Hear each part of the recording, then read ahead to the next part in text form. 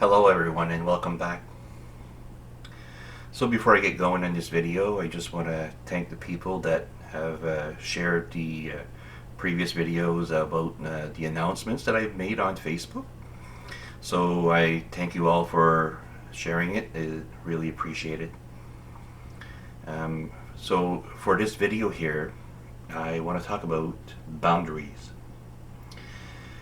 So we're hearing this more and more that we need to have boundaries to protect ourselves from toxic people or people that take advantage of us, people that are not good for our spiritual growth. And I want to say that there's a very good part of this that is very important to take in consideration, and not to basically give out your energy or spend your time with people that are toxic or taking advantage of you. But I do want to stress a little bit here that if we're going to be setting boundaries on every single person because we're in the vibe that we need to protect our peace, right? Where we're not going to be in any situation where we could get triggered, then we're in a sense preventing us to be triggered, and by doing so we're preventing us from growing spiritually, because these things that are triggering us are showing us where we're not well, and if we want to ignore that, we're avoiding possible growth. And by facing these things that trigger us is giving us a chance to grow. So these things in a sense are a double-edged sword, where if you let people take advantage of you, then you're draining your energy. But at the same time, if you try to protect yourself, where you basically don't want to associate with anyone else, then you're in a sense really creating your own prison in a sense. So we need to be careful on how we go about setting boundaries, right? And on that topic, there's a lot of discussion now in the spiritual communities about cutting ties. And there are some people that will tell you that you need to cut ties with anyone that is not good for your growth and for your happiness and your peace. And again, there's some very useful things about these things. But if we're going to be going very far with this, and then we're going to basically cut ties with anyone that displeases us, then we might be, in a sense, we might be isolating ourselves, because nobody will be good enough for us to spend time with.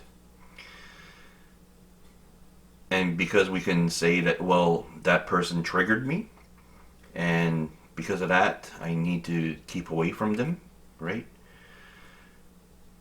But aren't you the one that is being triggered? So why are you pointing a finger towards that person, right? And of course, there are certain situations where, yes, you need to not be around toxic people, and I understand that. But if we're going to be doing this, and then we're going to basically cut ties and burn bridges, and then eventually do that to the point where we're alone, where we don't have anybody that we can turn to. And we know that human beings are social creatures. And if we don't have anybody to talk with and spend time with, it doesn't take very long until our mental health really takes a nosedive. So what I'm trying to say here is that we need to be careful, and when we build these boundaries, when we cut ties, that we don't end up creating our own prison. because it's really cool at first to say, oh, and now no more of all these people that are toxic, all these people that are lost. And then at first it feels good, right? But eventually it doesn't take long before you start feeling empty, and then you're lonely, and then you're feeling that, well, I don't have any social life anymore. I don't have anybody that I can talk to about anything, because I cut ties with almost every single person in my life. So if we're going to be doing that, obviously, then we are building our own prison, obviously.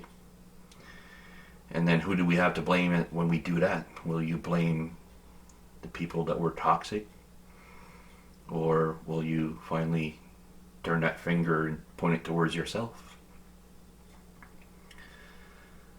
And I think that we have to, in a sense, find balance in this. Right? We need to be able to say, okay, well, this person, it's been a long, long time since that I've been telling myself I can't tolerate them anymore. And I've been keeping them in my life, and it's draining every single time I talk to this person or I'm around them, that I feel drained. Well, in that case, I think it would be a good idea to maybe set up boundaries or limit the time that you spent with them, or maybe even cut these ties, right? But if we become, in a sense, trigger happy and we cut ties with anyone that displeases us or angers us or triggers us, then we're in for a situation where, well, if you don't like being alone, we're not going to be happy, because it won't take long before whatever you do to others, it will come back to you. So what if some people start saying that you are the toxic one, and you need to be put aside, and we need to put boundaries, and you need to cut ties? What happens in that situation?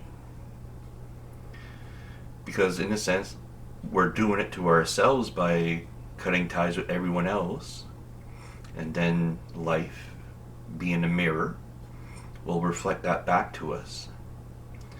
So the things that we do to other people will do to us. And then we can, again, blame these people, but at the end we need to take responsibility for the things that we do. And we can only have a scapegoat. We can only throw a certain amount of people under the bus until that eventually the only people that's left to be thrown under the bus is ourselves. So we need to be careful with these things and cutting ties and the boundaries and the things like that, right? Because at the end, we do not want, there are certain things that we would not want to be done to us. And we need to be careful that we don't end up doing these things to other people. Because we all know that people are not perfect. And if the situation is that we cannot forgive them, that's why we're cutting the ties, right? Well, if we cannot forgive them, what we are telling ourselves is that there might be something that we did or something that we will do in the future that we cannot forgive. So when we can't forgive other people, we're telling ourselves that we can't forgive ourselves. And what kind of situation will we be in if this happens?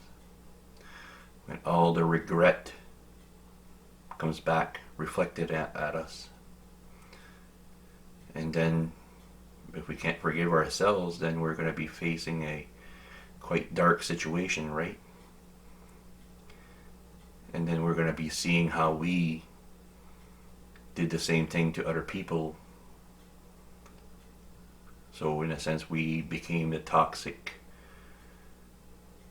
people that we blocked out of our life.